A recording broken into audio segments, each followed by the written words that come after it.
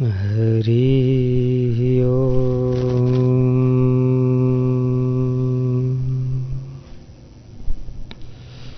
ओम श्री सद्गुरु परब्रह्म परमात्मने नमः। ओम गं गणपतये नमः। ओम श्री सरस्वत्यै नमः।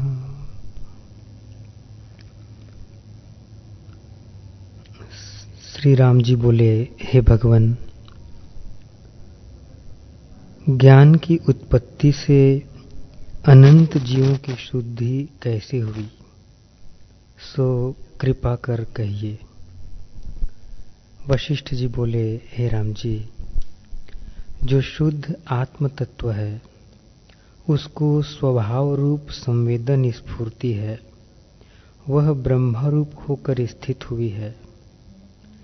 जैसे समुद्र अपनी द्रवता से तरंग रूप होता है, वैसे ही ब्रह्मा जी हुए हैं। उन्होंने संपूर्ण जगत को उत्पन्न करके तीनों काल उत्पन्न किए। जब कुछ काल व्यतीत हुआ तो कलयुग आया। उससे जीवों की बुद्धि मलिन हो गई और पाप में विचर कर शास्त्र वेद की आज्ञा उल्लंघन करने लगे। जब इस प्रकार धर्म की मर्यादा छिप गई और पाप प्रकट हुआ तो जितनी कुछ राजधर्म की मर्यादा थी सो भी सब नष्ट हो गई और अपनी इच्छा के अनुसार जीव विचर कर कष्ट पाने लगे। उनको देखकर ब्रह्मा जी के करुणा उपजी और दया करके मुझसे, सनत कुमार से और नारद से बोले, हे पुत्रों, तुम भूलोक में जाकर जीवों को शुद्ध उपदेश कर धर्म की मर्यादा स्थापन करो। जिस जीव को भोग की इच्छा हो उसको कर्मकांड और जप तप स्नान संध्या यज्ञ आदि का उपदेश करना। जो संसार से विरक्त हुए हों और मुमुक्षु हों और जिन्हें परम पद पाने की इच्छा हो, उनको ब्रह्म विद्या का उपदेश करना। यह आज्ञा देकर हमको भूमि लोक में भेजा। तब हम सब ऋषीश्वर इकट्ठे होकर विचारने लगे कि जगत की मर्यादा किस प्रकार हो और जीव शुभ मार्ग में कैसे विचरें। तब हमने यह विचार किया कि प्रथम राज्य का स्थापन करो कि उसकी आज्ञा अनुसार जीव विचरें। निदान प्रथम दंडकर्ता राज्य स्थापन किया। जिन राजों के बड़े वीर्यवान, तेजवान और उदार आत्मा थे, उनको भी हमने आध्यात्म विद्या का उपदेश किया। अविनाशी पद ब्रह्म विद्या के उपदेश से उनको प्राप्त हुआ, तब वे सुखी हुए। इस कारण ब्रह्म विद्या का नाम राज विद्या है। तब हमने वेद, शास्त्र, श्रुति और पुराणों से धर्म की मर्यादा स्थापन कर जप तप यज्ञ दान स्नान आदि क्रिया प्रकट की और उपदेश किया कि जीव इसके सेवन से सुखी होगा। तब सब फल को पाकर उसको सेवने लगे, पर उनमें कोई विरले निरहंकार हृदय की शुद्धता के निमित्त सेवन करते थे। हे राम जी, जो मूर्ख थे सो कामना के निमित्त मन में फूल के कर्म करते थे और घटी यंत्र की नाई भटक कर कभी ऊर्ध्व और कभी नीचे को जाते थे। जो निष्काम कर्म करते थे उनका हृदय शुद्ध होता था और ब्रह्म विद्या के अधिकारी होते थे। उस उपदेश द्वारा आत्मपद की प्राप्ति कर कितने तो जीवन मुक्त हुए और कई राजा विदित वेद सिद्ध हुए। सो राज्य की परंपरा चलाए हमारे उपदेश द्वारा ज्ञानी हुए। राजा दशरथ भी ज्ञानवान हुए और तुम भी इसी दशा को प्राप्त हुए हो। जैसे तुम विरक्त हुए हो वैसे ही आगे भी स्वाभाविक विरक्त हुए हैं, सो स्वभाव से ही तुम शुद्ध हो, इसी कारण तुम श्रेष्ठ हो।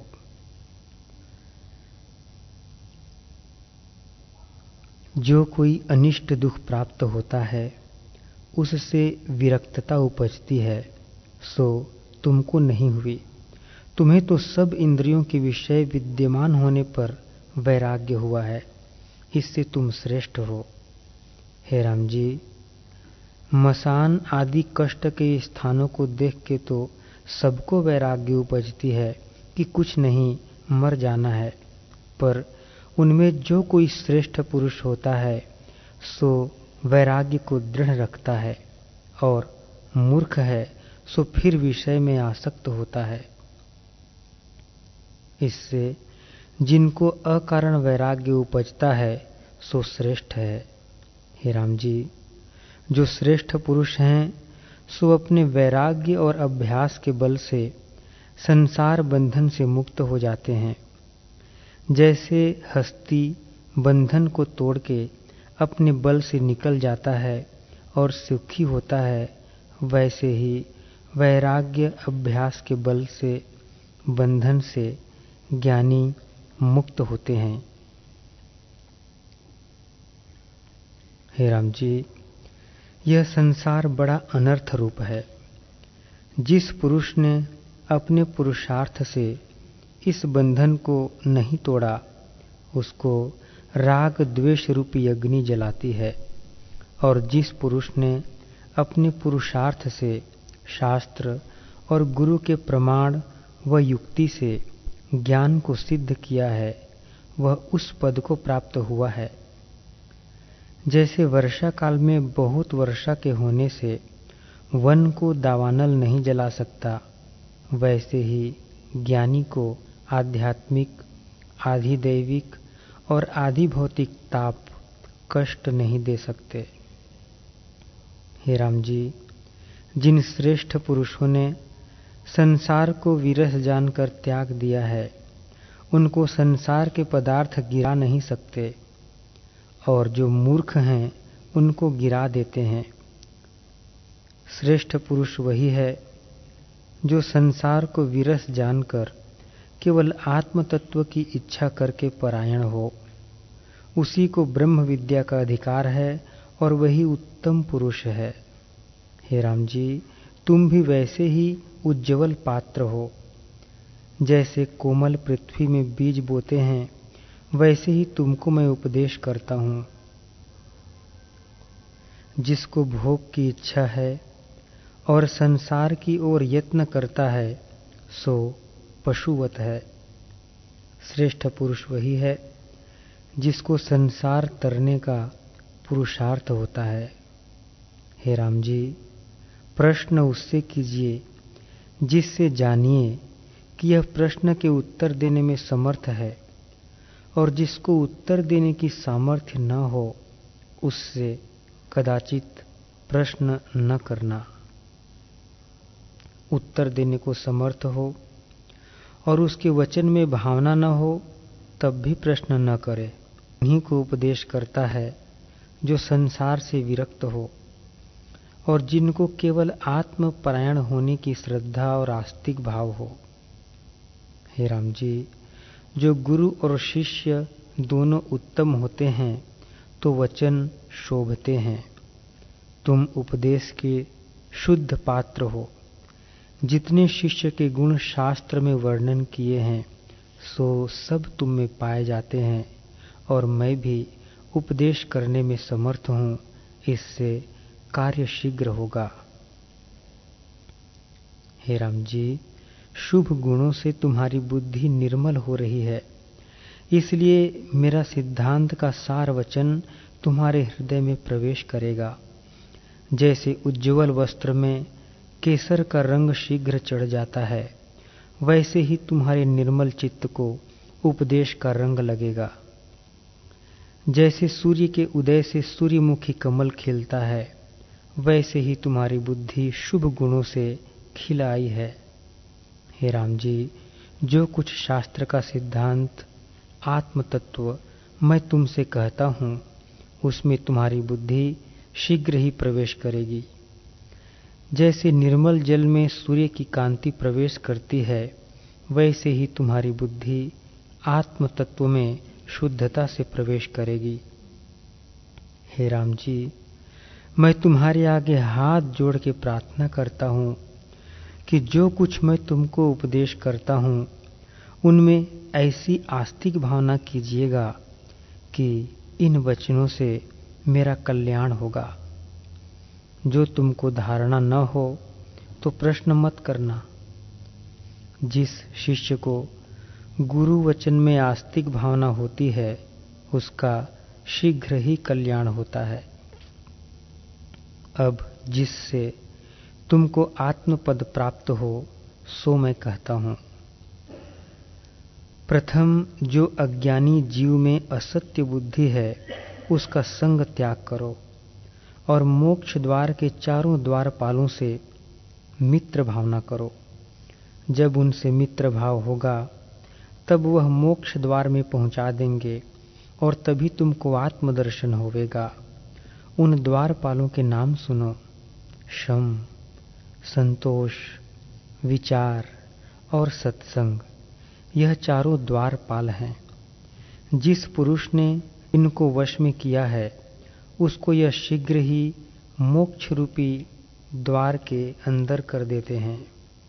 जो चारों वश में न हो तो 3 को ही वश में करो, अथवा 2 ही को वश कर लो, अथवा 1 वश करो। जो 1 भी वश में होगा तो चारों ही वश में हो जाएंगे। इन चारों का परस्पर स्नेह है। जहाँ एक आता है, वहाँ चारों आते रहते हैं। जिन पुरुषों ने इनसे स्नेह किया है, सो सुखी हुए हैं, और जिसने इनका त्याग किया है, सो दुखी हैं। हे राम जी, यदि प्राण का त्याग हो तो भी एक साधन को तो बल से वश करना चाहिए। एक के वश करने से चारों ही वशीभूत होंगे। तुम्हारी बुद्धि में शुभ गुणों ने आके निवास किया है। जैसे सूर्य में सब प्रकाश आ जाते हैं, वैसे ही संतों और शास्त्रों ने जो निर्मल गुण कहे हैं, सो सब तुम में पाए जाते हैं। हे राम जी, तुम मेरे वचनों के वैसे अधिकारी हुए जैसे तंद्री के सुनने को अंदोरा अधिकारी होता है। चंद्रमा के उदय से जैसे चंद्रवंशी कमल खिलाते हैं, वैसे ही शुभ गुणों से तुम्हारी बुद्धि खिलाई है। हे राम जी, सत्संग और सतशास्त्रों द्वारा बुद्धि को तीक्ष्ण करने से शीघ्र ही आत्म तत्व में प्रवेश होता है। इससे श्रेष्ठ पुरुष वही है जिसने संसार को विरस जान के त्याग दिया है। संतों और सतशास्त्रों के वचनों द्वारा आत्मपद पाने का यत्न करता है, वह अविनाशी पद को प्राप्त होता है। जो शुभ मार्ग त्याग करके संसार की ओर लगा है, वह महामूर्ख जड़ है। जैसे शीतलता से जल बर्फ हो जाता है, मार्ग से जड़ हो जाता है। हे राम, इससे वह कदाचित शांति नहीं पाता और कभी आनंद से प्रफुल्लित नहीं होता। वह वैसे ही आशा से सदा संकुचित रहता है, जैसे अग्नि में मांस सकुच जाता है। हे राम जी, आत्मपद के साक्षात्कार में विशेष आवरण आशा ही है। जैसे सूर्य के आगे मेघ का आवरण होता है, वैसे ही आत्म तत्व के आगे दुराशा आवरण है। जब आशा रूपी आवरण दूर हो, तब आत्मपद का साक्षात्कार होवे। हे राम जी, आशा तब दूर हो जब संतों की संगति और सतशास्त्रों का विचार हो। संसार रूपी एक बड़ा वृक्ष है, सो बोध रूपी खड्ग से छेदा जा सकता है।